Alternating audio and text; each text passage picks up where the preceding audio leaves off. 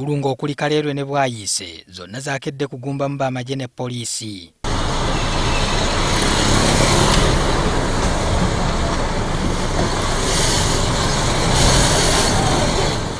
Ng'ogyeko Enkulungo, abapoliisi baakedde kugumba mu bufo obw'enjawulo ku kkubo eryolekera Gayaza.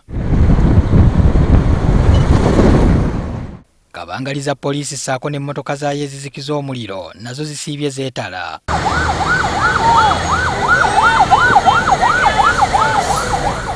Yeekireka ku Sports View Hotel, embeera ebadde etandise okuva mu nteeko nga waliwo abakumye ebipiira mu luguudo kyokka poliisi n'ebanguyira.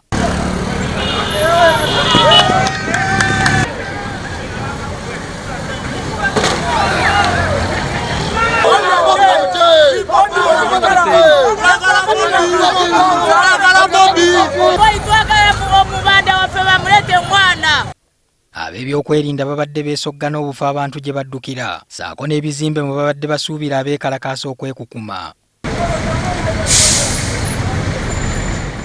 Beesobodde okugombamu obwala ebadde batwala ku poliisi y'ekireka kyokka mu bano mubaddemu n'abagambibwa nti babadde baddukanya bizinesi zaabwe. There are two guys, the other one is Joel Bomet and the other one is Andrew Mangsho. They went along with their money, business money, and I think other equipments, I don't know. Mpira gye tulina muno gya ssente nnyingi tetuyinza guteekaawo ne bagwokya kuba guli $5,000 n'okugenda mu maaso owulidde. Abasirikale bazze wano ne basalawo bagamba badde baagala kutwala abavubuka baabwe ne bagamba wentuukidde nange ne bagamba nedda tekisoboka ekyo olw'ensonga buli mpira gwe tulina wano gwa ssente.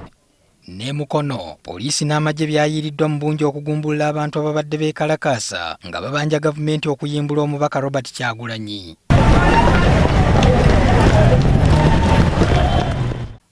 Neeno bakolezezza ebipiira mu kkubo.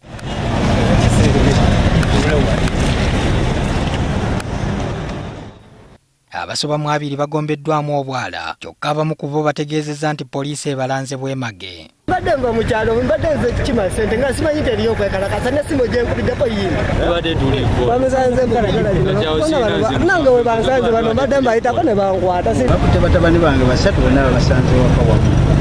Simanyi nti oba musango okubeera n'abavubuka abasatu waka. Patrick Ssenyondo, NTV Akawungeezi.